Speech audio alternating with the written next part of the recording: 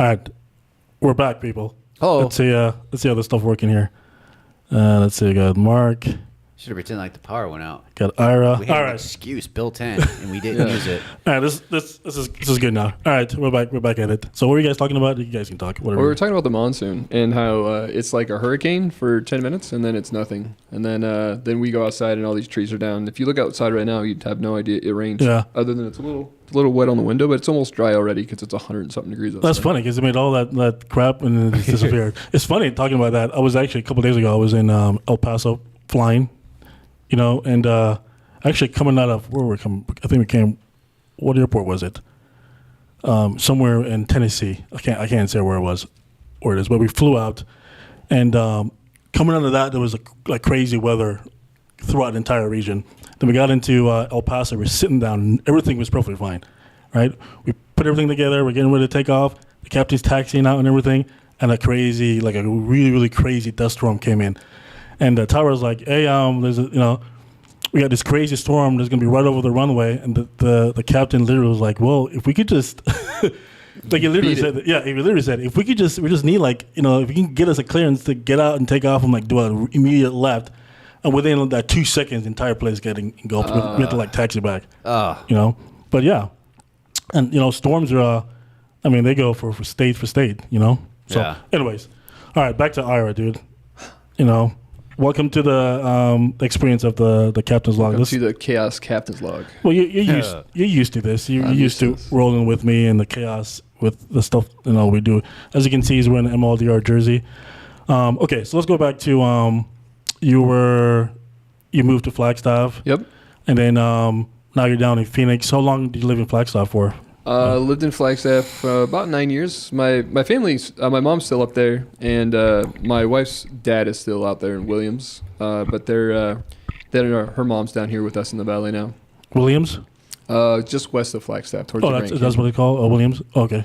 The airport? Gotcha. No, Williams is a city that's towards it's west of Flagstaff, towards the Grand Canyon. It's a little city you run through on the way. They do have an airport, though. They do have an airport. Yeah, we do blood runs out there sometimes. Oh, okay. Blood. Nice. Gotcha. Okay. Nice. So a little bit of green out there. It's very nice up there. In Flagstaff? Flagstaff and Williams, that area. It's the better side of the northern Arizona, I would say. Yeah, agree. Gotcha. All right, let's talk. Obviously, with me, I got into drones just seated on the computer when I was going through college. Okay. DJI Phantom 3. Okay. I know that's nothing fancy, but that's how I started. And you remember that stuff. Yeah. Mark was. It was fancy then. It was a little fancy. It was pretty cool. Fair enough. I've had a lot of DJI products along the years for sure. It's fun to watch it evolve. Yeah, definitely. Well, the DJI, that's the first time I saw a commercial grade drone. And it was probably, I was getting my degree in embryology, but anyways, very capable technology. Definitely. But I built, Mark and I actually, we never really made the money. Well, I made, I don't know. What do you think? Could have? Well, it's hard to say because there was still so much investing going on and getting things running, and so. Yeah, and back then nobody wanted to do anything with drones, those regions. But to kind of give you a quick overview of what we're talking about here, like Mark and I, we had a company called Yovum. Okay. And we pretty much owned the Scottsdale region for taking, videos and photos of commercial properties. Okay. For realtors, and it was doing pretty well until the FAA changed the rules. You remember when the FAA changed the rules? When they allowed the Part 107 versus the pilots to fly? Yeah. Yeah, that was 2014, 2015. Yeah, sometime around there. But yeah, a long time ago. Anyways, so let's talk about that. We'll segue to that, and then we'll start talking about the technology and drones, and just to educate people a little bit. Okay, and this is where hopefully you come in. So let's talk about, because I'm planning an event for MLDR, and one of the schools sent me a venue, and she's like, "Oh, we have a nice venue, check it out." And I guess where it's at, ASU Polytech. Polytech. You know where that's at? That's Gateway. So she sent me the map. I'm like, "Oh, it's a great location." I whipped it up, and it's the Gateway Airport, right in the Gateway. I'm like, "Well, we can't we can't do that. I don't think. You can file. Yeah. You can file. So that's where Yeah. let's talk about that. So I don't think, right? Because I'm not as much versed as I probably should when it comes to specific. So let's talk about it, Ira. Let's talk about it, all of us. How does that even? What's the rules when it comes to recreational for people who need to know it, and commercial operation when it comes to drone use, and then we'll segue to other things. So if I want to be able to do something, say I'm just a regular guy close to the airport, how do I go about it? Yeah, that's a great question. So I believe Gateway is a Class D airspace, if I remember right. And so with a Class D airspace, specifically that one, it's got an upside-down birthday cake. So depending on how far you are from the main runway, you have limitations on how high you can fly.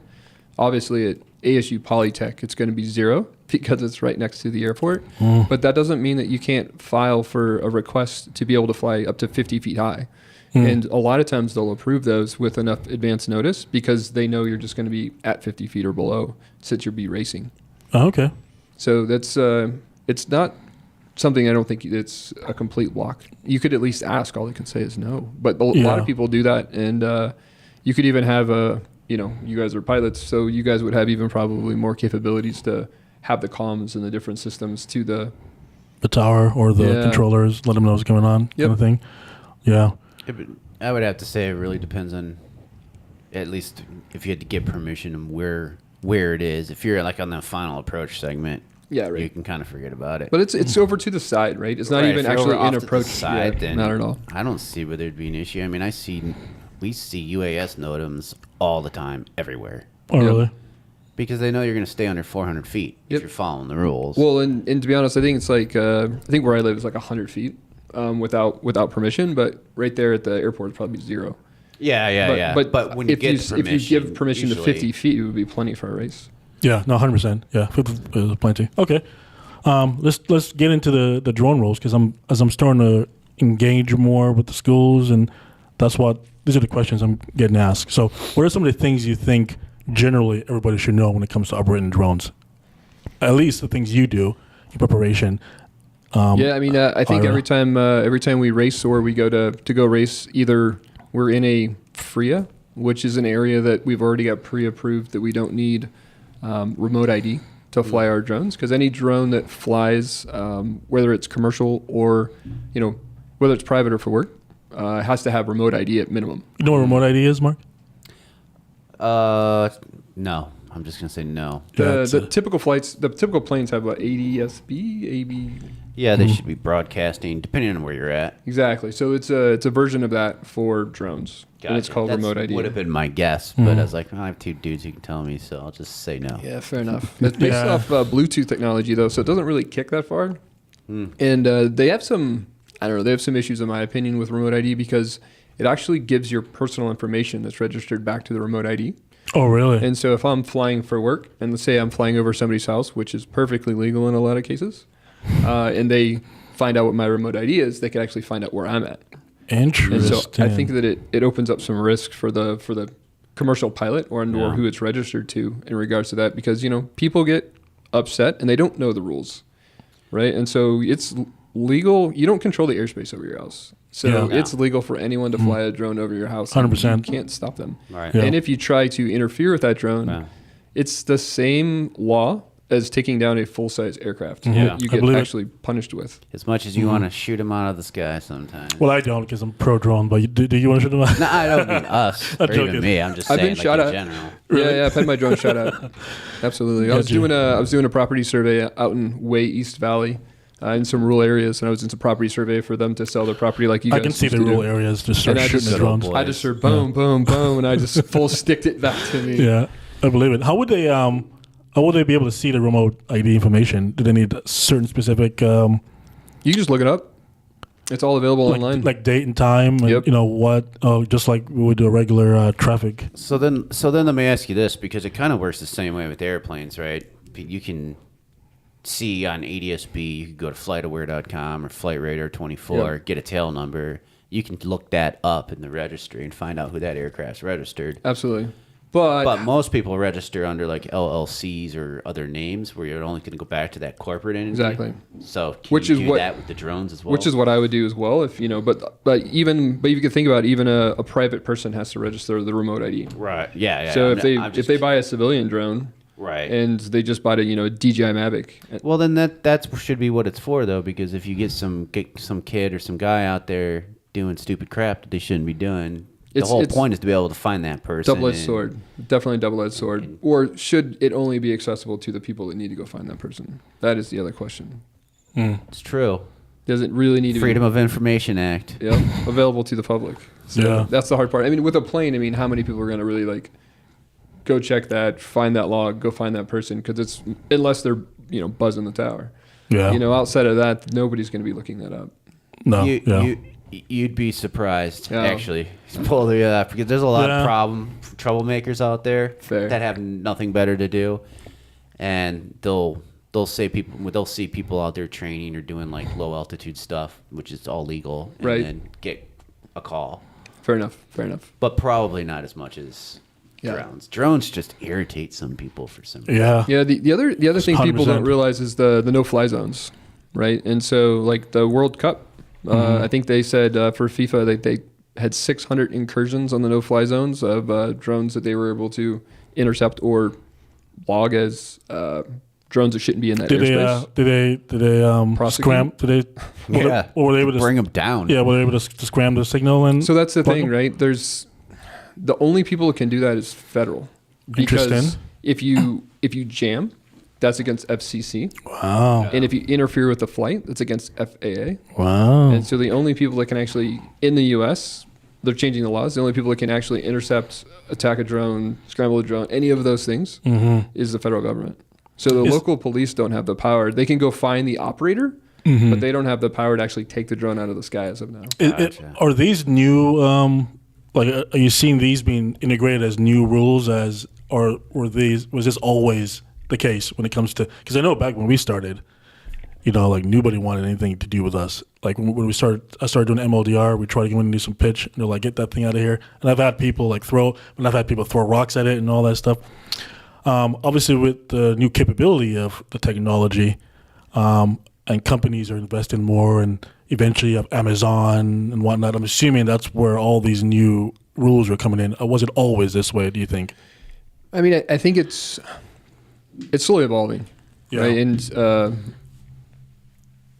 it's a new space that they don't really know how to govern. And so there was a lot of initial starts to the Part 107 specifically to start allowing us non-pilots. So we don't have to have a Part 333 exemption, I think it was, right? Back in the days, yeah. Yeah, exactly. So Exemption 333, yeah. Yeah, so once the 107 came out, which I was tracking because I did not have a pilot's license, I was excited to be able to fly commercially and start doing some property stuff. I bought my Phantom 4.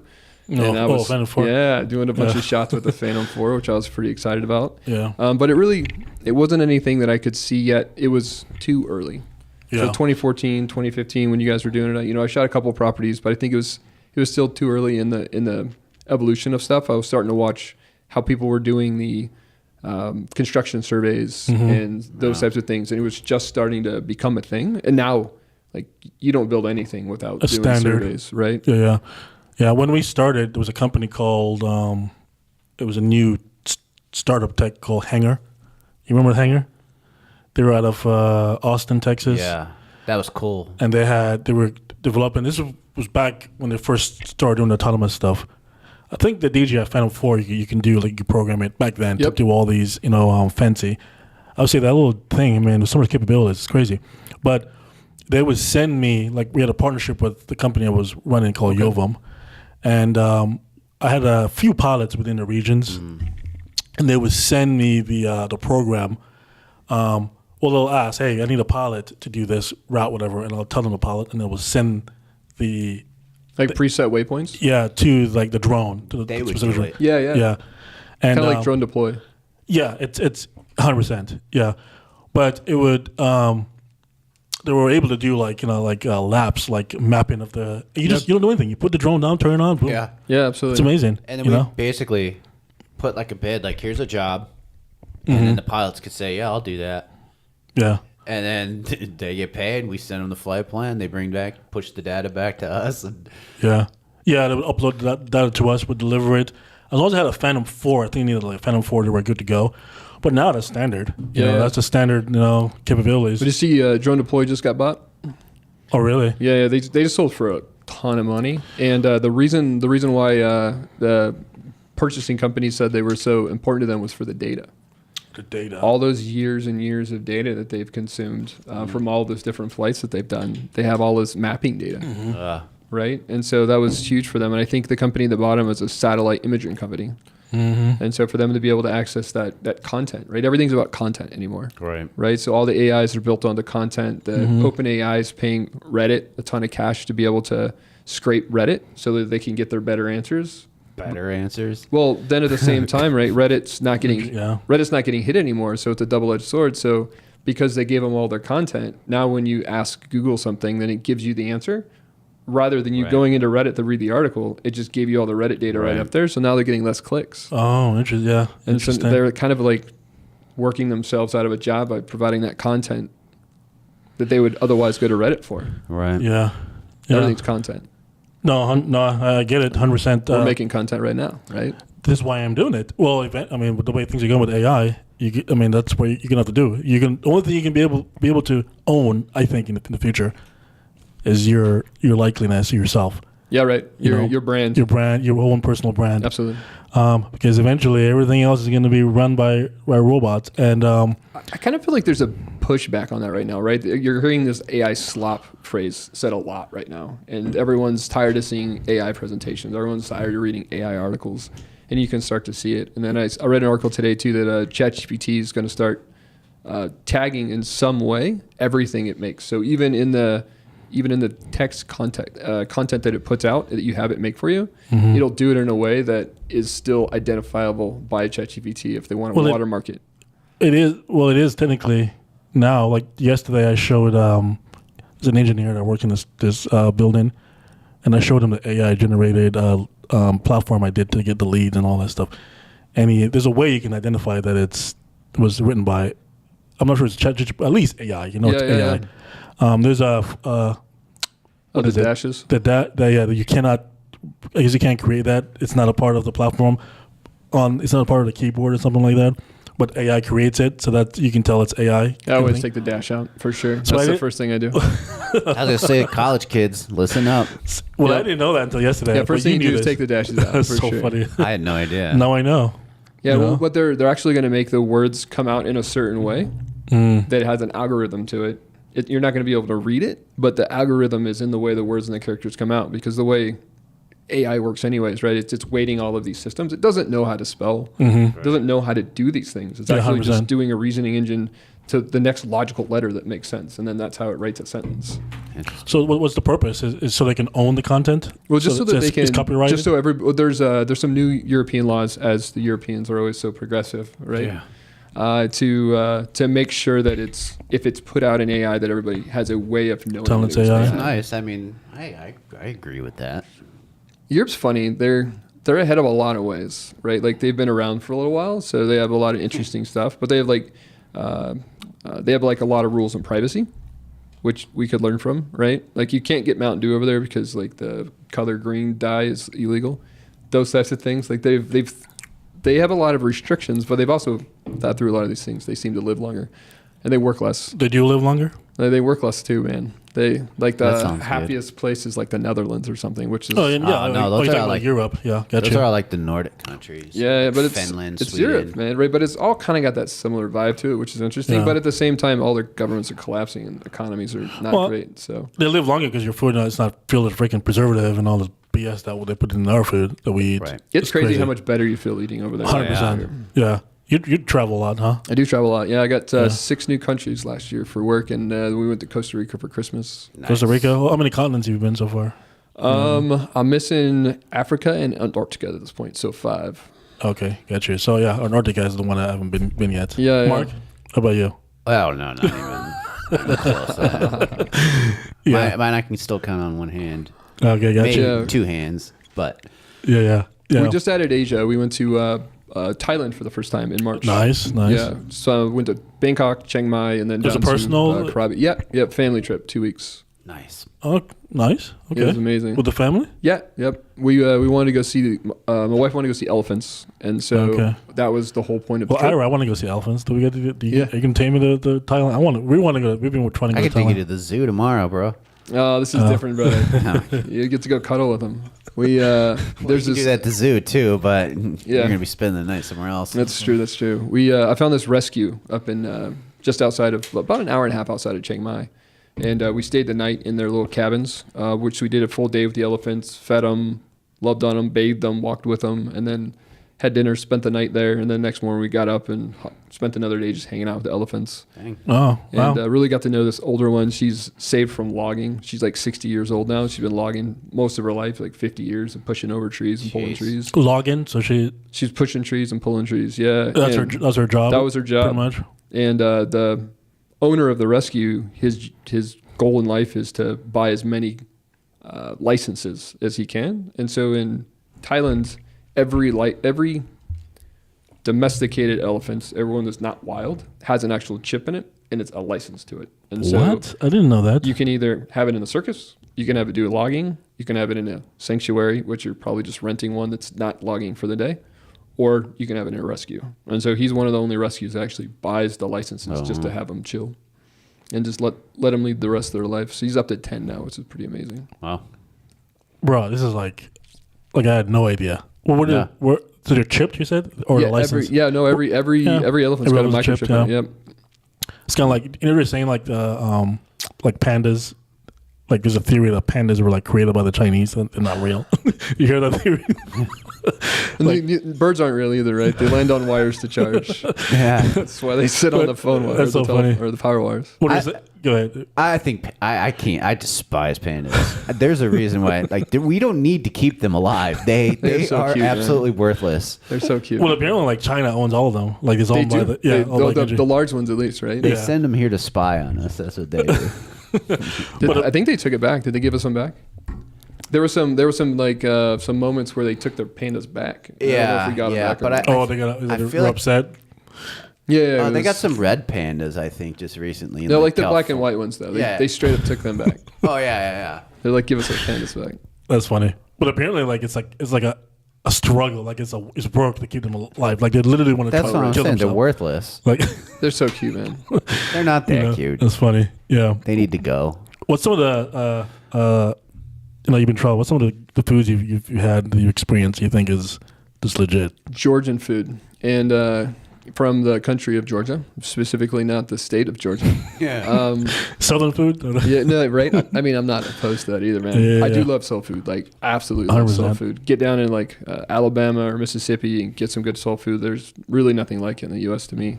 I love Italian food, but it turned out I don't love Italy food. I love American Italian Probably just food. too healthy. Olive Garden, baby. Yeah, I don't know about that, but I do love really good American Italian food. It turns out. Went to Italy, didn't like the food as much as I like it Why here. is that? Interesting. I didn't have as much seasoning in it. I'm saying it's fresh. It was Fresh. it was really bland. It was like tomato sauce and really good noodles, but it didn't have the same level of seasoning. So people tell me I need to go to Sicily. I didn't realize Italy was just a bunch of countries until like the 1900s, which it wasn't that long ago that they actually became one big country. Until what century? Well, it was like The 100 years 1900s? ago or something like that. I mean, they own the world for a big portion of the world for a while. Rome did, Yeah. right? Which is pretty much just, That's an interesting one if you go to Yeah. the Vatican, like walking through the Vatican and like seeing all of the maps of the Catholic dynasty, I guess, if you will, Yeah. right? Isn't that his own little country as well? It's currently still its own country, Technically, yeah. but it's shrunk down into just the Vatican. But it was like the entire, the Crusades, how much they had taken. Like there was a very large territory of Europe at one point that was the Vatican technically. Like you kind of ruled by the Pope. And if it wasn't ruled by the Pope, the kings were ruled by the Pope. Well, they said that, another theory that's out there, that like Rome never really fell. It just became Right. the Vatican. It just became, the church. I don't know. I'm allowed to say that. I got to be careful what I say here in life. But yeah, it's definitely interesting to see those cultures, right? In the same trip, we went to Rome. It was our first trip to Rome, and then we went to Greece. And so listening to all of the religious things in the Vatican before we went to Greece and heard all of the mythology around, the Greek gods. Fascinating, huh? And, kind of how similar, how people see religion and how people I don't know. I have some views on that, but how people have described why things happen, right? So really, if you look at Greek mythology, like Zeus made lightning, right? Mm-hmm. You know, they had a different god for every single thing, Mm-hmm. and that's what controlled those things. It wasn't science or weather. 100%. We always had to Yeah. have, as humans, we always have to have a reason, causality to chaos. There's a book called Ethos. You ever heard of Yeah, it? Yeah. Great book. It outlines, like you said, it's amazing how they came up with ways to describe everything that happened and why it happened. Like there's like Africa in that book based on the mythology. Mm-hmm. You know, like that big region that's just planned, was wiped out by like a sun god, Oh, right. whatever it is. Yeah, you know, but everything that had every chaos or whatever was happening specifically by this specific reason, and it had a reason to why it happened. It's very fascinating. I know. man. The eclipse you know. happened today, right? Like they had a Did? full eclipse in Europe, Oh, I didn't know that. and you know, it went across Spain and, you know, a bunch of more modern areas, but you know, if we went across an area that wasn't as modern, you know, there still could be people out there thinking the world is going to end. Yeah. I know where the Yeah. sun god lives now. She's here. She's here about like June, into June, Yeah, into September. that's why it's so hot out, because of the sun god. She retired here. In Arizona. Or he, whatever. 100%. Yeah, fascinating stuff. Yeah, yeah. I love traveling, man. It's amazing, huh? I think my favorite restaurant though is in Kyiv, Ukraine, and it's a Georgian restaurant. And Kyiv? yeah, it's amazing, man. It is by far my favorite food I've ever eaten. They have these. I don't know how to say it Some right. So it's borscht? like K. Well, I don't really like borscht. I've tried borscht, but it's not my favorite. No. What is it? Borscht. It's like like a lot of soup. vegetables. Yeah. It's like a. If you think Vegetable about stew. like old Eastern Europe, and they had in the wintertime they had like all these root vegetables, Right. Cabbage, potatoes, Beets. leeks, beets, lots of beets, gross beets, all these things, and then they eat it with, I think it's called mallow, which is like an uncooked bacon, Uncooked bacon. because it's cured but it's not cooked, so you're eating that like greasy, fatty bacon before you cook it, and it's not the best thing. I actually didn't know about that part. I've never Interesting. had it. It's true. I got a It's friend whose traditional wife way. is Ukrainian. a And she traditional way. makes it all the time. He enjoys it. But But maybe there's lots of ways to make it, is what I'm told. as well. right. Well, yeah. I've heard Yeah, like yeah. even just in Ukraine itself. Right, exactly. It Yep. depends on like what recipe. Like you have the original recipe dating back. You know, Right. Whatever, And I think that up has to be till all now. root based for the most part, right? It's Yeah. like all their cellars, and they would make soup out of the stuff in the cellars. And that's kind of where borscht comes from. Yeah. It's not my favorite, but people love it over there, which everyone has their, you know, hometown favorites, regardless of whether or not it's awesome. I feel like a lot of the food were created based on, because there's been a lot of hard times in Europe. Yep. You know, Exactly what like that was. yeah, like you know, schnitzel. You know, Oh. I want to say, but there's a lot of potatoes in Germany, and the reason why Lot that of was potatoes. is because that's all they had, all you can like in eat. World War, Right. World War II, even maybe World War I. But that's why that's all these crazy meals. That's how it was created. That was the problem with the whole potato famine in like Ireland. Like that's Yeah. all they had to eat, and then they didn't have them anymore. yeah. Interesting, The world has been kept alive with potatoes. man. I love me some potatoes. Yeah, there's a restaurant called Chichiko though in Kyiv that's the Georgians even say is better than Georgian food in Georgia, but it's just absolutely amazing. Lamb chops, all of it's so great, and it's so Yeah, lamb. Ukraine's so inexpensive. So like you can have an entire meal, lamb chops, appetizer. These are the most amazing appetizers, like dumplings, but it's like minced lamb inside of them, really well seasoned, and then the lamb chops and the potatoes and everything. A couple of beers, it's like $30. Dang, dude. I believe it. Bulgaria. You've been to Bulgaria? I haven't, but it's very similar. Anywhere Eastern Yeah. Europe. I've been to Latvia. I've been to Lithuania. Oh, Similar there as well. Lithuania. Is that more North, northeast of Poland, north Yeah, of yeah. Ukraine, and then Latvia is even more north than that. Got you. But yeah. Bulgaria, yeah, very cheap. There's a country, I'm trying to remember the name, and it's known to be the cheapest country in the world for food that we went to. And we had, like, the entire team had, like, prime rib steak. I'm talking, like, really good with wine and whatever it is. And it was, like, 10 of us or whatever it is. It was, like, $100 US dollars. Yeah. Yeah. Ukraine It was used to bad. be that way before the full-scale invasion. They were very, very cheap. Actually, it's I think it's up by 300% or something like that since Really? the beginning of the full-scale invasion because, there's a lot of Yeah. Westerners there. Money influx, but then also with inflation, with everything going on, it's changed the price of stuff, and it's still crazy cheap. So I could only imagine what it was. You know, you can get a filet mignon for like $14 of a Ukrainian steak, and it's great. So you spent time in Ukraine probably recently? Yeah. In the last year, I've gotten a couple trips in there, a few trips in there, I would say. And just working with teams. I was working for a company called Doodle Labs at the time, and we were selling radios for drones and robotics. And so I was... Can you explain that? Doodle Labs? What it is? Doodle Labs, yep. Doodle Labs is a very well-known company in the space. I got to spend a little over 2 years with the team. And I was a senior director of sales there, which meant at the time I was an individual contributor. So I took care of all of the key customers in the United States and then Ukraine, because I asked for Ukraine because it's such an emerging market. And so we were really working on understanding how the radios worked. We knew how they worked, but how they worked on the front lines, like getting access to teams there, being able to get a feedback loop. In Ukraine, the development cycle is 3 weeks. So every 3 weeks, they're pretty much re-engineering something or coming up with something new. Really, 3 weeks. And so it's war. Usually, what happens in war? Exactly. So the Ukrainians do a really good job of staying on top of it and continuing to iterate. The Russians, unfortunately, do the same. They have a group called Rubicon. Rubicon is a three-way organization between the government's military teams, the actual schools, and the commercial. And so the three of them continue to iterate and make better things. And so they're doing similar stuff over in Ukraine, where they're getting those feedback loops, getting their products in the hands of the teams that are using on the field, trying to create that asymmetric advantage. And then as that's working, they're constantly trying to tweak that in ways that can be used to continue to push forward in those advantages. Yeah.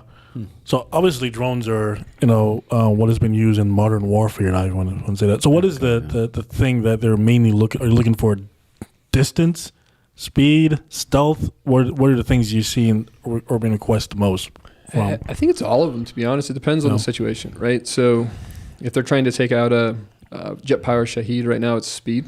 They can do 250 kilometers per hour to 350 kilometers per hour in just cruise mode. And then when they go to strike mode, they're doing like 500 or 600 kilometers per hour. So they need a really fast interceptor to be able to intercept those. Whereas like the standard prop Shaheds are running at about 150 kilometers per hour. So the drone is quite a bit of a drone for that. That's just for interceptions, right? And we got to figure out how we can take care of ballistics still. Yeah. But then when it comes out into the field, there's short range strike drones, short range reconnaissance, medium range, long range, and deep strike systems. And so all of those are serving a different purpose, right? Like your short to medium range is going to be between infantry and, say, tanks and or logistics vehicles. And then as you're getting out to that long range... you can see that stuff it's crazy. You can see that stuff on YouTube. Yeah, it's pretty nuts, man. The battlefield's completely changed.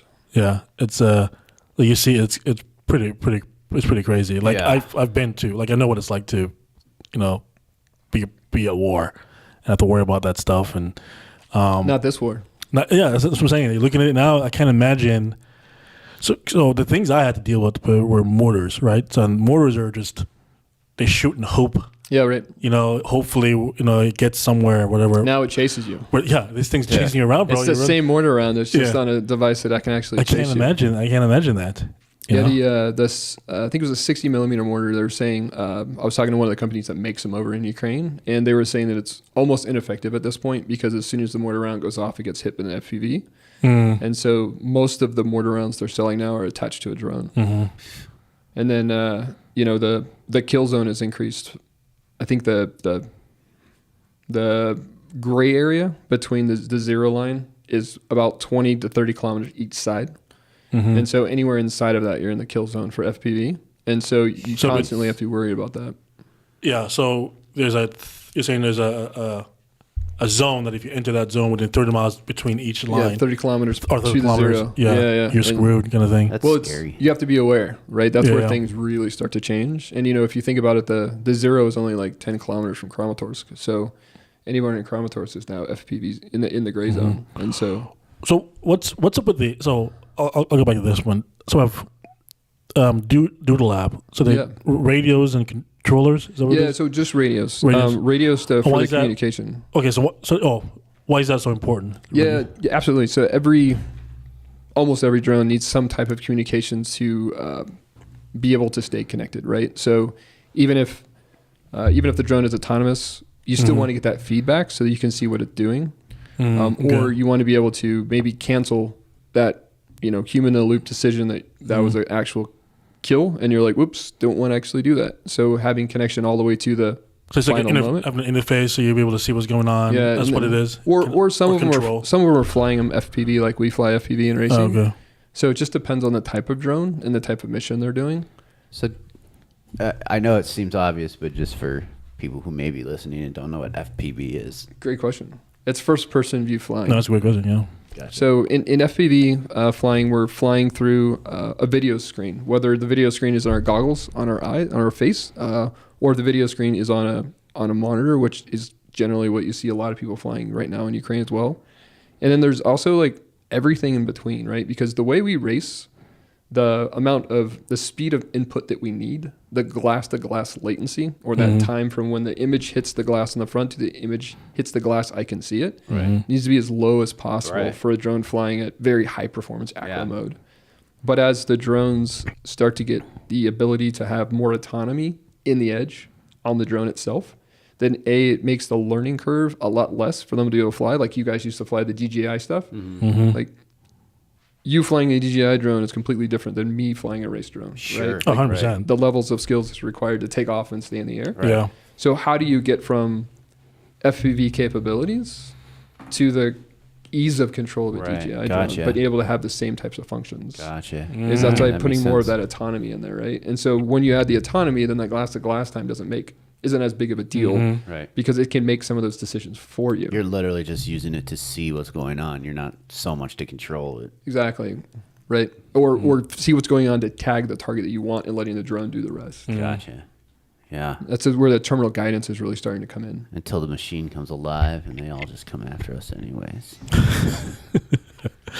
Yeah, interesting. So let's. That's crazy. Yeah, it's pretty. It's really nuts, man. Like I was talking to a friend. I was in Eurosatori in Paris in June, and it's one of the largest trade shows in the world for defense. And there's 2,100 different vendors at this show.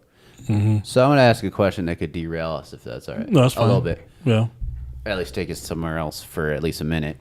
So, like, obviously we know United States, Russia, China. I'm sure Ukraine's using technologies. Obviously, you were there.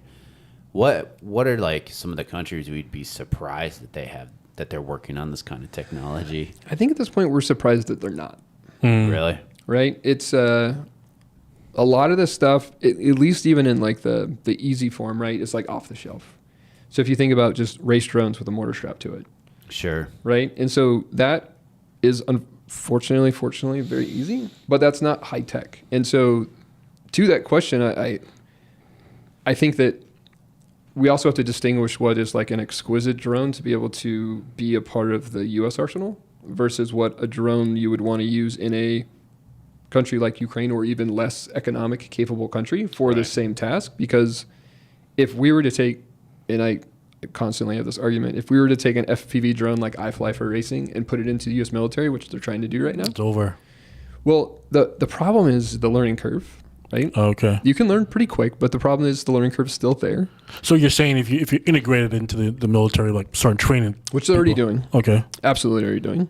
But what happens if a drone fails safe with a mortar on it? What happens with the people under the drone when it fails safe with a mortar on it? And so you have to add a certain level of automation and safety into these systems that we would require. But Ukraine's fighting for their lives. Russia came in to be a terrorist state to attack them, and they're just trying to stay alive. If we were just trying to stay alive here in America, we would be, fighting with pitchforks or drones with mortar, whatever we had to do. And so I think there's a big difference between those types of weapons and then where we're going to be at. And what if the U.S. ever goes to war with China, if that were ever to happen, hopefully never, that war would look tremendously different, right? Sure. That war would start in space, and then it would come to us. Yeah. Interesting. Yeah. The defense tech is crazy, man. It's in its infancy. I've been around a little bit in the tech industry for 30 years. There was something I wanted to ask you specifically because you're talking about the controllers and obviously you go on YouTube.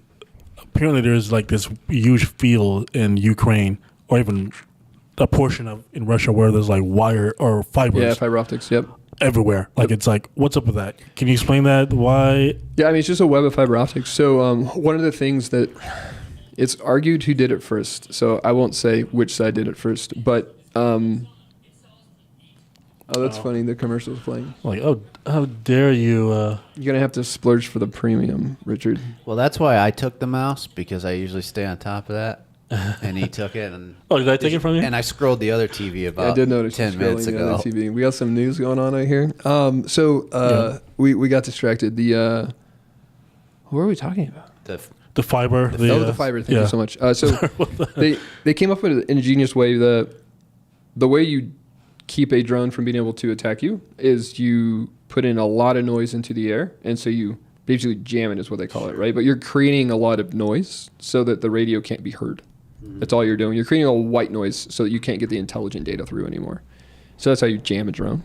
Oh, okay. But if the drone is on fiber, there's no noise that you can create, and you can't detect the RF coming at you either, right? So they have drone detectors over there that are listening to 2.4, 5.8 gig, and now many other frequencies as they've changed that tell you, hey, there's a drone inbound. But you can't do that if it's fiber.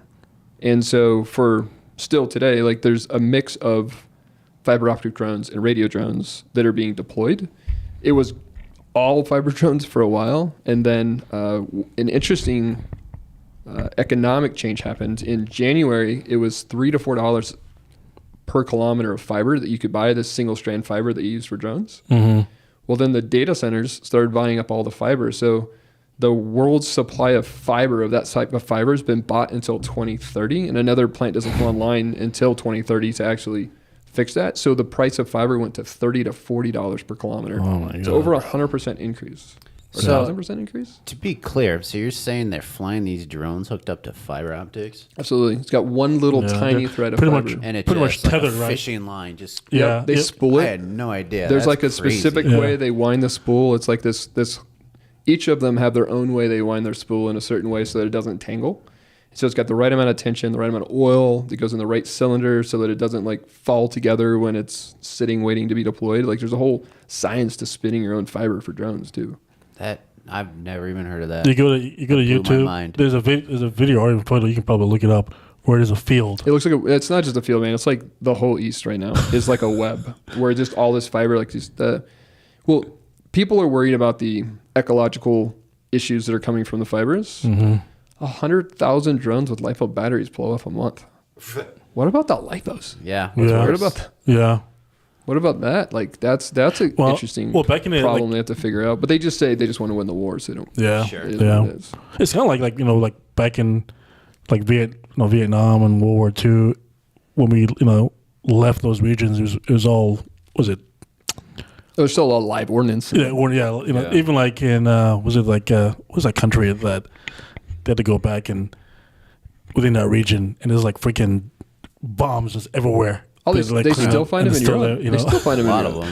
them. Yeah. So basically it's the same thing here, just a different way of we just never learn, man, as human beings. We do the same thing over and over and We over. do. It's The just difference crazy. is like some of the mines that they're starting to drop are really interesting because they're like they're smart mines, and so they're not pressure sensors anymore. Only pressure sensors. They have microphones on them. They have vibration sensors on them. They have a lot of other things on them to decide when to trigger. But because they're a digital type of ignitiator, they can set a timer on it, so they can demine themselves. So they're like, hey, we want these mines to last 30 days, and 30 days they just all blow up. Oh, okay. Interesting. That's good. Unless you happen to be there in 30 So days. this is like yeah, that- unless you're just roaming around. Oh, what is this? Some of the Eastern European countries like Kosovo and things like that, when they're having the conflicts, Right. and they just left a ton of Yeah, just left it. mines Yeah, out in the forest. Absolutely. in the ocean, just And they're floating still away. there. Yeah, People just go Cambodia? Yeah, just walking through somewhere and boom. yeah. I think like Cambodia was like one of them, where it's like all Yeah. that crap. You walk around, all of a sudden your leg's gone. Yeah. Crazy. Give me a second here. Go ahead and monologue real quick. Actually, Mark, give me your plug real quick. If you don't mind, Mark. Oh, his power's dying. Yeah. No, cameras. Oh, he's got too many things plugged in. Uh-oh. He's got to figure out what gets cut off as Uh-oh, he decides folks, how to Richard's- power his laptop. Unbelievable. All right, give me a second. Here. Unprepared again. He needs a wireless Continue. charger. He wants you to talk Well, the to him question more. I was going to ask, I got to wait for him now, so. What was the question? Oh, no. Maybe we'll just make them our own answers. We'll wait. But I'll kind of ask the same question, but in a different light. So when did you get into...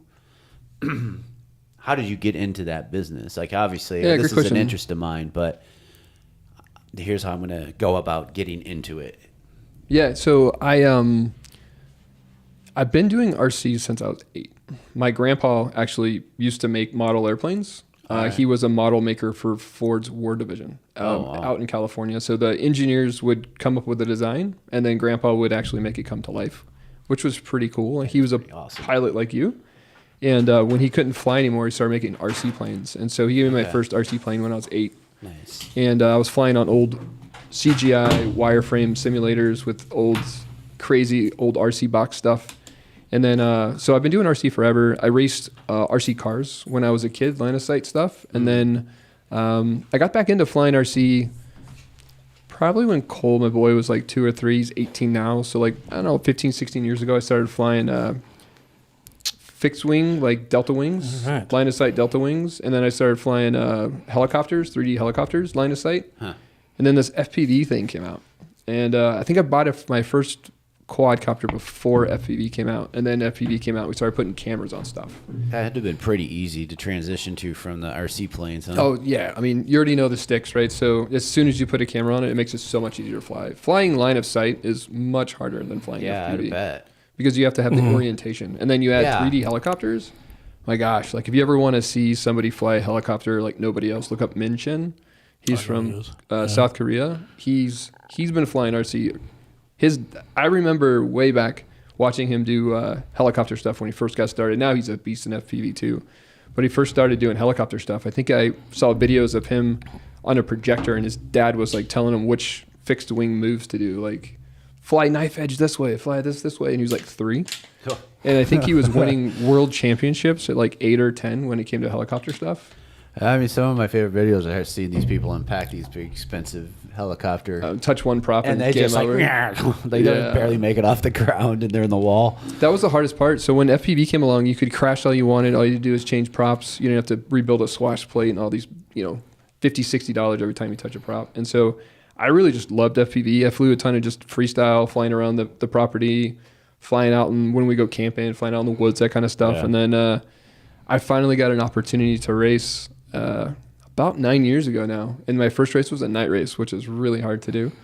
Like outside or? Yeah. That was my first. Like a 5-inch race outside? At night. At dark? Yeah. And the people that were at the race, though, was so cool looking back on it. Like Vanover was at that race. Yeah. Evan Turner was at that race, Heads Up FPV. Josh, Anthony, Dan, all the crew that I hang with here now. How's Dan that's doing? The first time. He's doing great, man. He's just got married. He got married now? We're getting married, which is super exciting. But I got to know that crew before I knew that crew, and ended up just eventually meeting them later. But they were just so welcoming. And what's funny is I look back at the pictures, and all the dudes I hang out with now in FPV were at that race, and some of the most famous pilots in the racing. Small world. Yeah, it's pretty cool. It is a small world, really. Do you see these same people still racing, or it kind of faded out? You don't see as much. Yeah, I mean, you see Heads Up get in there and still owning the format of the spec racing. He's like a spec racing god. Like he's a 3-time multi-GP world champion. Yeah. So he's just amazing. He's now in the industry too, doing some cool stuff with 5-3 and the things around that. And I think what I'm really enjoying right now is we've all been racing, we've all been grinding at this drone thing for so long, and I think we know a lot about the systems, how they work, what we like, what we don't like. And now I'm seeing all my friends that have been in FPV and racing get into these large defense tech companies. Friends working at Neros, Vector, friends working at Red Cats, all the big names, PDW in the drone tech space in the U.S., and they're all working them as pilots or engineers. And so all this hard work is finally turning into careers. Yeah, you guys really built this industry. I feel like what you're seeing in Ukraine and the FPV platform, which is what they're going to be using now, you guys really came up with the concept of it and what it is, in my opinion. I think racing, because we're at I think racing in any industry right, helps make that industry better. If you think about what did F1 F1, racing yeah. or Daytona racing or 100%. NASCAR do for the vehicle industry, right? Yeah. Nobody drives them like they drive an F1 car, but a lot of that technology then pushes down. Right. And I think Yeah. that the level we stress things to in drone racing has really raised the bar on what's possible, and just the technology that's just come from that. ELRS is a perfect example of that. Everyone was flying FR Sky, which was really good at the time, super cheap, and then ELRS came on, and flying ELRS, which is extended long range system, it has a very high response to your stick inputs. Like, it's super fast. And so going from ELRS, going from FR Sky or any of those other technologies to ELRS was like literally driving a Toyota Camry driving an F1 car. Like, it just changed everything in the feel and the response of the drones. A lot of that was driven by drone racing.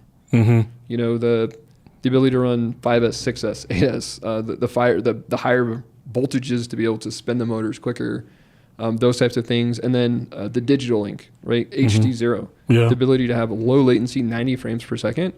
Game changer again. All you have to, you don't have to, like, you're going to drop seconds by running HD0 over running an analog system just because the frame rate's better and the picture's better. You just become an instantly better pilot. Yeah. And all of that is because of the progression of that. You want to explain what? So HD0 is a. You want to explain what it is? Yeah. So that's what you use. Go ahead. It's digital versus analog, Sure. right? Yeah. So Once you said analog, I kind of figured. Got you. Yeah. So analogs.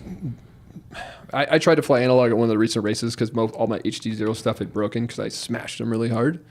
And trying to fly one lap with analog after being on HD0 all day was like, you know, taking off your glasses if you wear glasses and trying to drive. Interesting. It's still doable. Yeah, and that's what you had. Nowhere near as similar. Right. Yeah.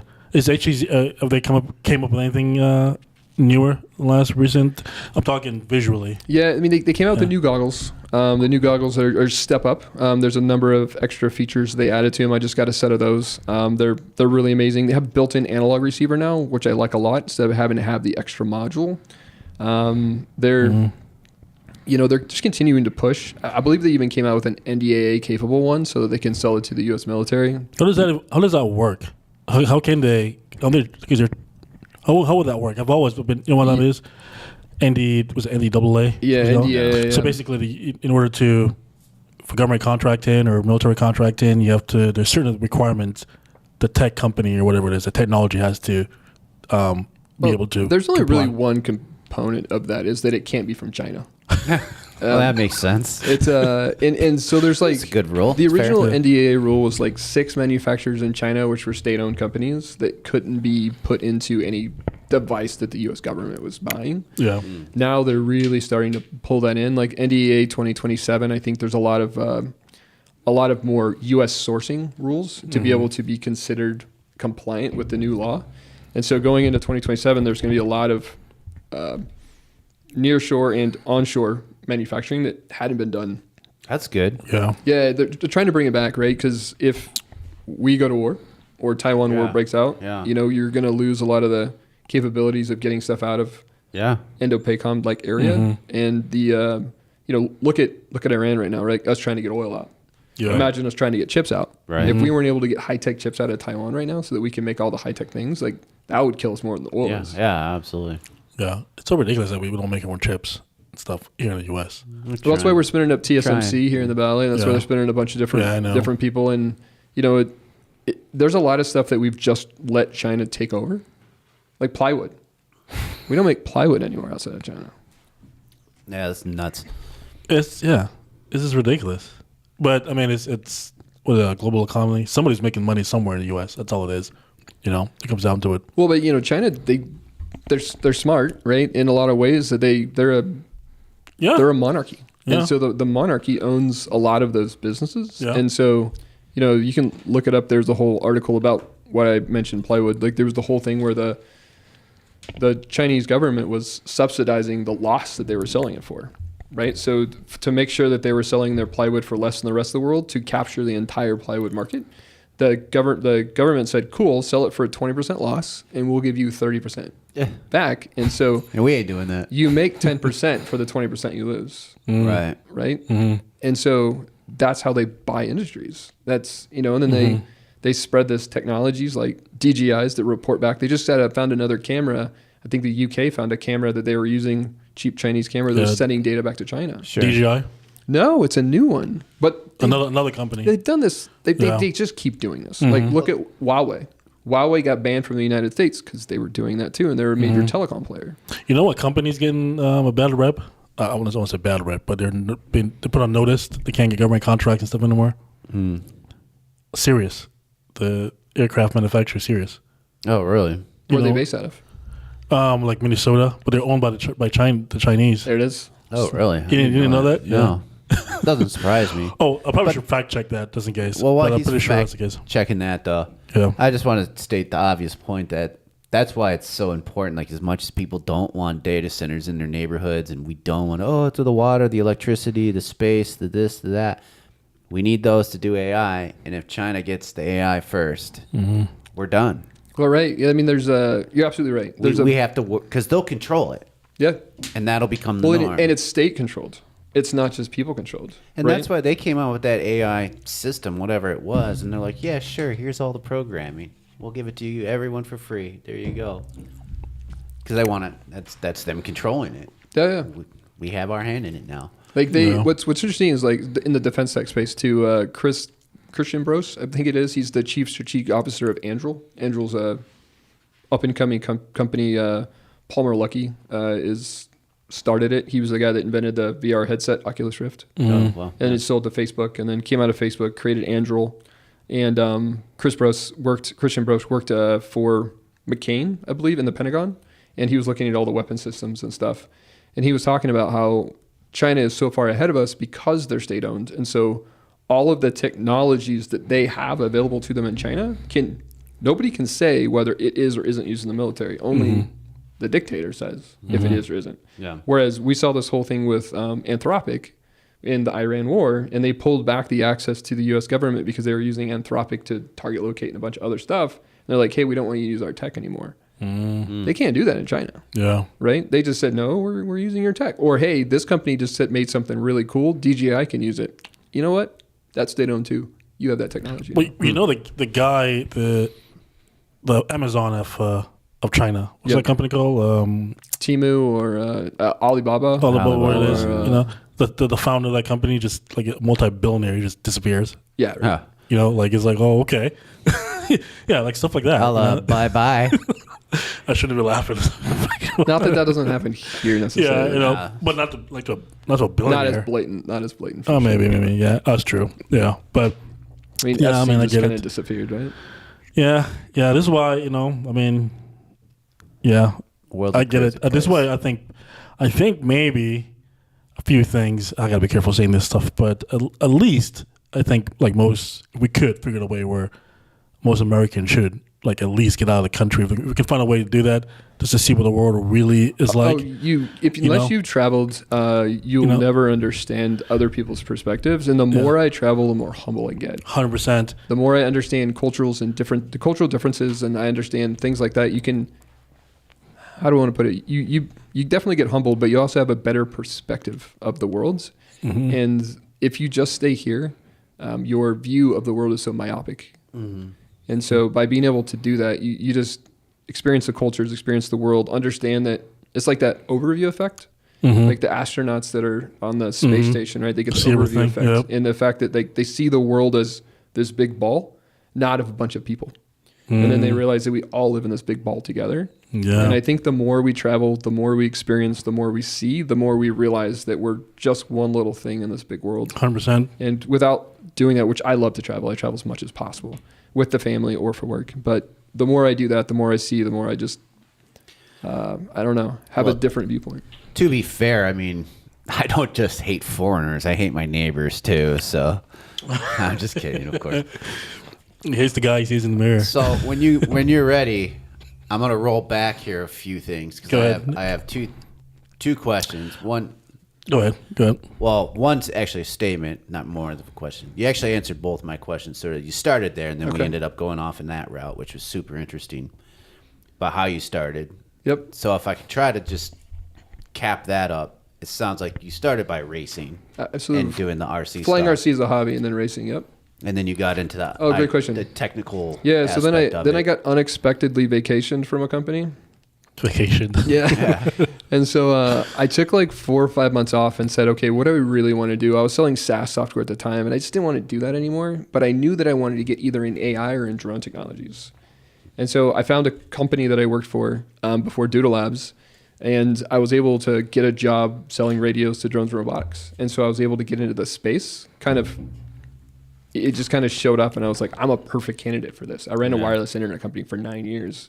I race RC, like all of these things are coming together. And so that's been a great industry for me in connection. And so I made a decision in that time that I was hanging out to go into either one of those two, and I got into the drone industry. Gotcha. And I plan to stay there. That's awesome. Yeah. That's how I think most people want things to kind of happen. Like, I want to take the things that I'm sort of passionate about and what I'm already kind of good at professionally and merge them together somehow. Yeah. So I was listening to Seth Godin today. He's an amazing marketing guy, Wisdom. And he was saying something like, don't do what you love, but you should love what you're doing. Mm-hmm. Yeah. Which is different, right? Because like if you do what you love, sometimes if you do your hobby, you love your hobby and you do it, becomes a job. But if you love what you're doing for work, then that's quite a bit different. No, I agree with that. I have friends who want to be like, hey, you wanna go fly this weekend? And it's like, how do I tell them no? Because like, no, I don't. Like, I've been teaching all week. It's like, Exactly. Yeah. I don't want to get in the plane that I spent so much money to learn how to fly and had so much passion for it. Yeah, well, no, I agree. Like doing what you love can get to a point where you're not really making any money. You just you have to be understanding really where you want to be. But you're right. If you love what you're doing, like every day, you never really. I think that's the definition of happiness is, getting paid. Is it getting paid? Well, it's like the whole, if you love what you do, it feels like you're never working kind of thing. Yeah, it really is a definition of getting up and like, I'm doing. I love There's always this a day though. There's always a grind, no matter what you're doing. 100%. Yeah. So that's really, I wanted to focus on that. And I was able to get into it, and I really hope that I stay in this industry for the rest of my sounds like career. it's going up, which so. I'm old, so hopefully it's not long. You're old. How old are you? 49. Damn. No, I'm joking. I know, dude. I know. I look in the mirror and sometimes I see how old I am. And sometimes I'm like, how am I almost 50? You look better than me. You don't look 49. No. Yeah. Thank you, man. No, honestly, that was a joke, by the way. That was that Kevin Hart joke I was doing. No, I get you. No. You got it? I feel that way too, though, a lot of days. So then my follow-up to that, which will lead me into my question that I have for you guys. And I'm assuming then just kind of parallel, you just kept racing. Yep. And that's how you ended up drone racing. Yep. All right, cool. So I think we tied that up. So going back to you're saying the HD versus the analog vision. So when it comes to MLDR, good segue. you guys standardize that? Yeah, we're flying. All drones are flying. Yep, all flying. With MLDR, it's all the same quad. Right, that's what I thought. It's the exact same build, same motors, same flight controllers, same VTX, which is the HD0 video transmitter.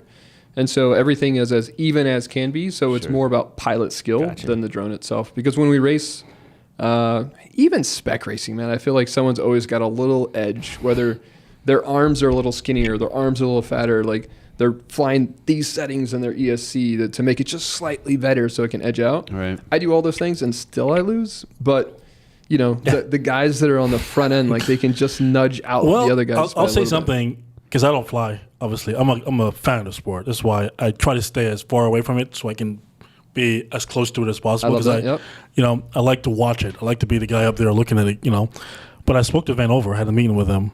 Yeah, and great pilot. 100%. He spoke to me, and he said a few things to me that I thought was extremely fascinating. And he says he can hear, when he's flying, and he, is racing against somebody, he can hear when they go through he knows. Oh, yeah, we're all listening. We absolutely know where everybody is on the track, for sure. Oh, wow.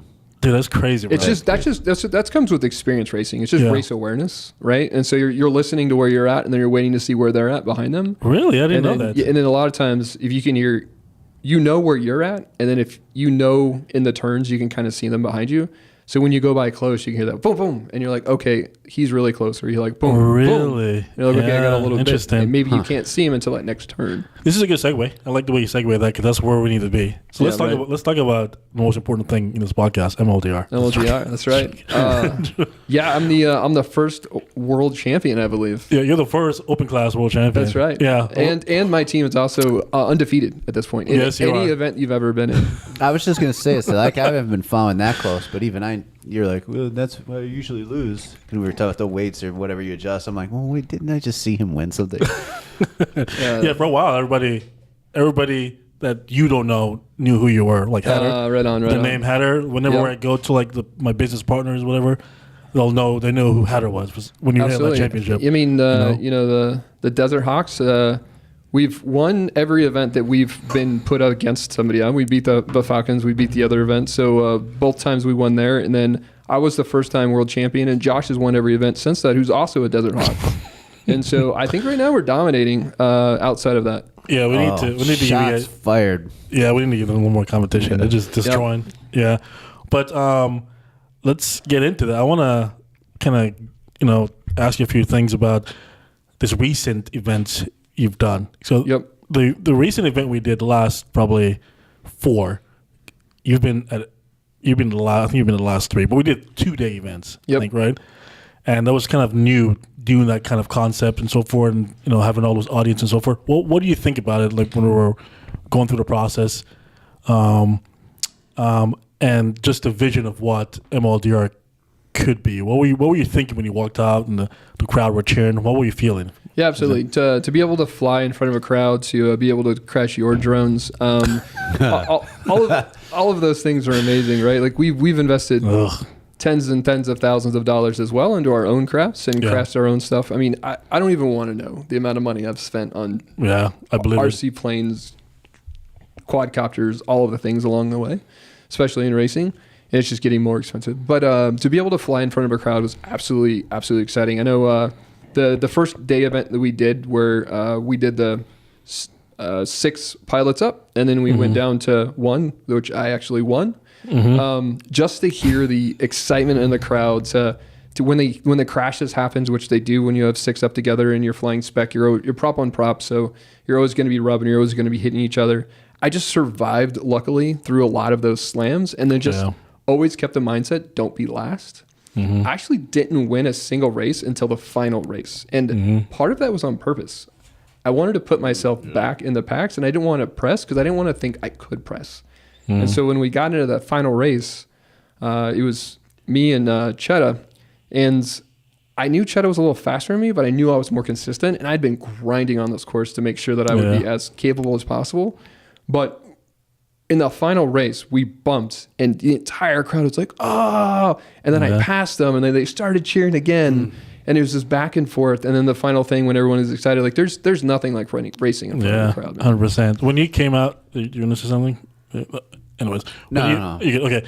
When you want to cut you off. But when you came out, when we did the event at the ASU Prep. Absolutely. I mean, those kids were, and they said you're the champion. Those kids were cheering the hell for you. Yeah, that was a blast, man. That was a blast. I wasn't as prepared for that race, and we didn't have a lot of warm-up time, which, again, I go back to, it's not necessarily my age, but I'm a little slower. I need a little more time to get going than these kids do. Yeah. And Josh was there. He's a beast, man. That guy is a monster. He's just a machine, right? And so I was super excited to see what Josh win it, one of my closest friends in the FPV world. And wasn't surprised at all, just because that guy's so good. He's so calm in it as well. And I feel like he doesn't get the shake. Some of us, when we're getting really excited, or like we're just on the bubble of whether or not we're going to make it, you actually start shaking. Yeah. And you can see it in the video feed because you can see the camera jittering because we're kind of shaking on the sticks. I don't think he ever gets that. You can see the personality in the drones. Yeah. I'm not sure if you guys know this or not. But we can tell how you guys feel based on how no doubt. The drones are. Like, for example, the last event we did last year, or it was probably this year at the School West. Yep. Zion was flying. He was the blue drones. And you can see, like, he bumped into wild type. Like, they collided. Yep. And you can see that he got back up. You can see that he was, like, where do I go? Oh, right. You can see him thinking. Yeah, you can see him thinking through the drone. Yeah. Like, Yeah. You can see what they're doing. It's interesting. You can see when they're scared or you can see when they're, you know, you can it's see. just an extension of our brain. It's amazing. Yeah. It's fascinating, you know. Because we're controlling all aspects of these drones, right? We actually control the different attitudes that are changing pitch and roll. And so everything that we do when we're flying is really up to us. The flight controller is just holding the position we put it into. And we're controlling the rest. Right. So absolutely. Yeah. So it's a very static aircraft. Pretty much. Whatever you do, it ain't going back. It's just going to stay It's not there. a DJI. I'll tell you that. It's going to sit in the spot you left it. Gotcha. Whether that's upside down, forward, whatever it is. And that's kind of like, that's just to throw some other aviation stuff like training and teaching. Like the airplanes, they're super dynamic. Or should I say, I'm rather dynamic for static. Like our planes will just, if you bump them, they'll go back to wherever you had it set. Right. But if you take your hands off the stick, it's going to try to level off. And those are... Oh, really? Right? No, don't rear planes. Yeah, right? yeah, Because it's a fixed wing. It's exactly. going to try to level off. Yeah. It wants to be level. It wants us to... Whereas like aerobatic planes are built to like the drones. Just Like hold. if you put it in a position, it will stay there until you hit the ground or something else. Or you change with what's going to happen. Right. 100%. So it takes skill. Like, Yeah. You don't want to teach in a plane like that. No. It's the same with drones, right? Yeah, exactly. Just to give some people a comparison. Yeah, 100%. Yeah. Well, anyways, we're getting close to the end here, but just an update. Major League Drone Racing, MLDR Grand Prix coming up. You going to be there? Yeah, I'm definitely going to come spectate. Unfortunately, I did not get selected to race. Some faster racers got selected to race. So this will be the last, because I think we figured out the process now with MLDR and how to do these events now where it's it can be consistent, a large amount of audience. And then, I'm excited for that. Yeah, unfortunately, it took me a lot of time to figure out what worked and what does not work, and I've lost a lot of money doing it. But it's business, right? Fail fast, right?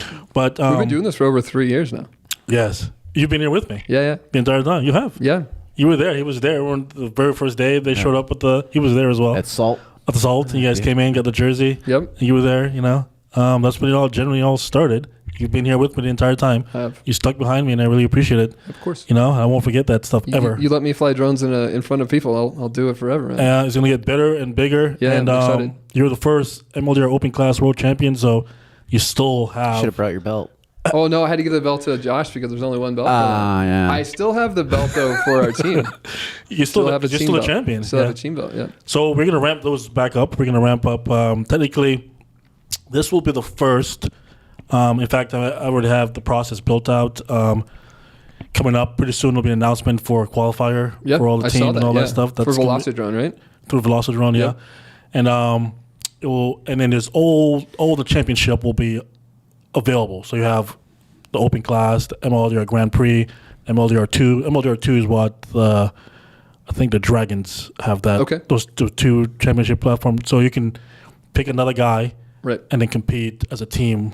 Those guys, and then obviously your championship you guys have with the Hawks as a full team. You can compete as that. So all those are going to go up on the table as well pretty soon here. It's exciting. Yeah. So you'll have a lot more. And the reason why it's designed in such a way where there's all these diverse championship platform is to give you guys more option to race. Yep. Because unfortunately, just the way it is, in the back end of business, I want to figure out what works and what does not work. Heck yeah. You can't. We're not at the point yet where you can fly out an entire two teams, right, full teams. So you have a team of 10, and a team of you can't. We're not at the point of finding out people, 20 people. Soon. We're just not there yet. Soon though. Soon. We'll get there. That being said, with we can do 3 with defense tech stuff taking off. Yeah, there's a lot more people interested in this stuff now than there was even a year ago. Well, absolutely. You know, I mean, drone dominance. They're buying 60,000 FPV drones in the next gauntlet. So. You know, there's going to be a lot of people interested in being FPV pilots, and a lot of those guys that are flying that stuff came from the racing world too. So it's an exciting time. People are going to want to see, some formats, some people flying these same systems they're flying around the world, doing other types of things. Do you think, obviously MLDR, we have our own spec and we build our own spec, and you like that system? Yeah, the I love process? spec, man. You like the way that we keep the thing standardized in one system, and it's simple. The favorite thing I have I love spec racing in general. So whether it's pro spec or it's any of the specs we've flown along the way, they're constantly trying to find the right spec. Pro spec lately has felt the best, but having everybody on the most similar platform possible, and in your case, the exact same platform, really takes all of those other pieces out of it. And what I like about the MLDR and Pro spec and the speed of the drone is I can fly it at full stick, which is like full throttle, and still control it. But when you get to like multi-GBP World Open Class Championship, like that stuff's crazy. Yeah, like, I just don't have the ability to fly that fast. I don't have the ability to like you can't, like, I've tried. I mean, those guys are going. I've seen AK. Yeah, doing, that's the thing. You know, I'm talking. It's crazy. I don't even know how it's possible for your brain to. I'm slowly getting to where I can see it, but I still can't fly it. But the thing with that is like they're I'd say that they're 30% better on me lap per lap, right? Because the laps are super fast and they're super fast. But in spec, they're only like 10% faster than me. And so I'm only a stick away or a mid-air away because 100%. everybody's crashing where I could actually potentially win. Yeah. So you could use a little more strategy. Exactly. Strategy. Exactly. Strategy is key in racing. 100%. And so I think that's why I love spec. 100%. And especially the older crowd like me. And as some of these guys, even like Evan, aren't 16 anymore, I think, that's, again, why he's loving it so much too. Yeah, 100%. No, I think it's good for the audience as well because even... Yes. You can't watch the fast stuff comparatively. 100%. Plus also, just being able to... you have to have a little bit of luck. It's not just... I'm not saying I won the first world champion on skill. 100%, right? And that's what's great about it. Yeah. It's like it gives opportunity for people if you just come up and show up and try. There's a chance that you might win. I was the third or fourth fastest pilot head to head, but I just stuck it out, grounded out long enough to be able to make it to the end and got lucky again. So yeah, absolutely. 100%, yeah. But then you got people at Wild Top who are just consistent and you just gotta hope somebody takes them out. That's really at the end of the day. You gotta hope someone else takes them out. Yeah, it's funny. But okay, cool, man. Great to have you. Next time we come back on, we'll be a little more prepared. But it's okay. I feel like you've told me that a few times in a couple different times. So. I'll say that how many times at the MLDR? Maybe a couple in there. It's only episode 5. I've been saying that to him since the beginning of MLDR. Like, next time MLDR. Next time, we'll go there. It's just Richard time. We know, man. Yeah, but I see the Jamaican bacon time. It's definitely not out of lack of effort and work. I would agree with that. Sure. I would 100% agree with that. Yeah, definitely. Well, we're getting better. We're definitely getting better. Like I said, I've figured a lot of things on the way here. I've put a few things in front now that is more important than the operational stuff. Right. That people tend to, like just things you have to do in business. It's the business won't exist kind of thing. But anyways, at the end of the day, like there's things that you're doing. Yeah, fair enough. There's how do I want to put it? There's the first time we do anything is always going to be the worst, right? And we're only going to get better from that point forward. And so the more times we get at bats, the better we get. Maxwell Caldwell, I think it is, he talks about, anybody can be an expert if you put 10,000 hours to something. Sure. Yeah. And so it's just about reps. It's stick time for drone racing. It's throwing events for you. And time for us pilots. Yeah, slowly but surely you just 100%. Get better. Yeah. And so, kudos to you for trying. And there's a lot of people that have probably wanted to do this that have never stepped out. We talked about me just starting my own company this week, my first week of Apex Unmanned, my own personal company. Is that the name of it? Apex Unmanned, yeah. And nice. So many people have just been so supportive. And I don't know how many people have said, dude, just the courage to go out there and give it a shot on your own is huge. Like so many people want to do that, just don't. 100%, yeah. You just got to get up and start. And then I gave myself a year to fail. Yeah, just not even that. Just I think you have to... well, if I fail, kind of thing. 100%. You have to. You have to because you're going to. Yeah, absolutely. It's going to happen. Yep. And then just get back up and brush it off. I think they say the quicker, I forgot who said, but the quicker you can get up and go, that was a disaster. The quicker you can recover and do it again, man, the quicker you can excel. Exactly. Fail fast, learn fast. Trust me, you've seen me. I've been through a lot of hell with this company. I mean, and there's thousands of times when I go, I'm in the hell with this. I'm done with this crap. Right. But then I look at it and go, man, there's something. Well, it's not even that. It's just, I think there's worse things. Oh, fair enough. Than quitting. There's a bit of that sunk lost cost issues too. What is that? Sunk lost cost. Like what is the that? amount of cost you've already sunk into it, you won't want to give up on it. That's one thing. I think the main thing I think the thing that will haunt men the worst are just regret. Yeah. Oh yeah. Yeah, just Same. You should listen to this Seth Godin thing I listened today. It hit me perfect today. Starting up my own company this week is one of the thing he says is, I'll never regret anything I tried and failed at. I'll always regret the stuff I didn't try. 100%. That's it, right? Like the fact that you're trying what you're doing, I'm trying what we're doing. We're not going to be sad we did it and it didn't go well. Mm-hmm. We're going to be sad if we never did it because 100%. what is the cost of failing? It's nothing compared to the cost of never trying. Yeah. Yeah. One of my biggest thing too is, say I quit. I'm done with this. And then somebody pops up. That's one of my biggest fears, by the way. Yeah. I'm always like a little FOMO going I'm always on. like, what's DR? I'm always, every day, like going, where the hell is DR Anybody else doing? got this going on? Yeah. Anybody Oh else my got God, this going dude. on? And then they pop up and all of a sudden, because they say you are what do they say? Success is basically, what is the saying? Building, it's luck. Was it success is building something? Oh, God damn, I can't remember the damn saying. But yeah, success is preparation. When luck and preparation, when they come together. Yeah, exactly. So basically, you have everything in place. It might not be working, and then all of a sudden, boom! Just like the drone world is up, and all of a sudden, maybe you get a huge government contract all of a sudden, just because you had the stuff in place. You're just one yes away. It's if you need to be prepared when luck comes. Yeah, 100%. At the end of the day. Yeah. Just real quick, dude. It's funny is that's how I ended up bowing out of aviation for a while there. What's that? So after UND and I ran out of money and everything, my plan was to come back, but then after I went and started working in IT, right? That's why he's so far ahead of me because I did years without it. Oh, I was basically I'm fine. I'm good with IT. I could just keep doing this and maybe I'll revisit aviation. And then one day, all these guys who I started with started popping up on Facebook and shit wearing uniforms. Oh. And they were instructing, and I'm like, oh, there's the that. FOMO got real. Yep. And I was like, regret. I gotta go back, man. Yeah. I gotta go back. Hell yeah, man. 100%. It's exciting you're flying again. And I'll never do that again. Right? Ever. I love that. Worst feeling. We just keep going. Keep going. Do what you love. Definitely, man. Definitely. Okay, Ira, thank you for That's a good conversation. visiting. Yeah. It's fun. You're smart. I can tell you're a smart guy. That's good stuff. I try not to look stupid. I hide that. Nah, you can't hide that. Trust me. You can't hide stupidity. One thing I've learned.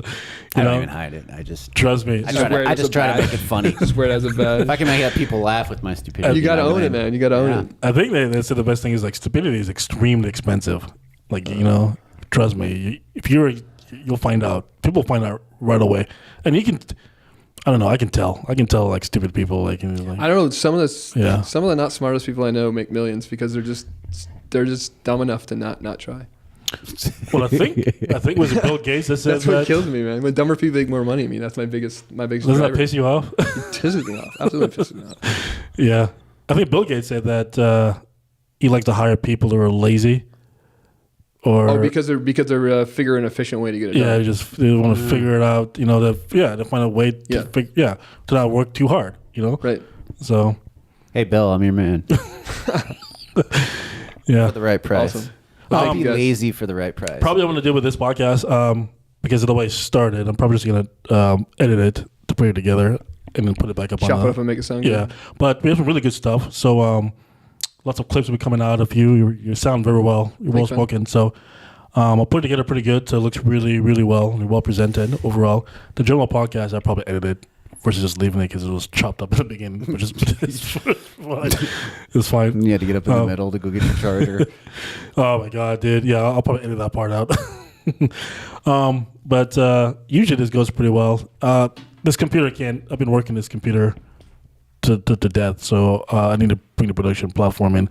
Not just gonna build the entire thing out. I was trying to avoid that, but it is what it is. Time kind of thing. And then this camera, I'll get a third camera as well. There you go. Well, thanks for having me on, man. I really appreciate it. Definitely, man. And then I'll stay in touch. Be ready to. I want to see you racing again pretty soon. Me too. And then you have we got people asking to pay me money. That's good. You have the vendors are doing very well this upcoming event. Yeah, nice. Yeah, Well, hopefully we have a really good. We should have purses coming up pretty soon for all these events. Very exciting. So, yeah, I know you have a challenge for wild type, so that's still in the bag. Oh, always trying to beat that guy. Don't know if I ever will, but. So, well, anyways, thanks for coming on, and I appreciate you, my friend. And we'll talk soon. Come back. We'll talk again pretty soon. All right, we're gonna out here, and Mark, you want to say anything? You're good to go, my friend. See ya. See you. All right, adios.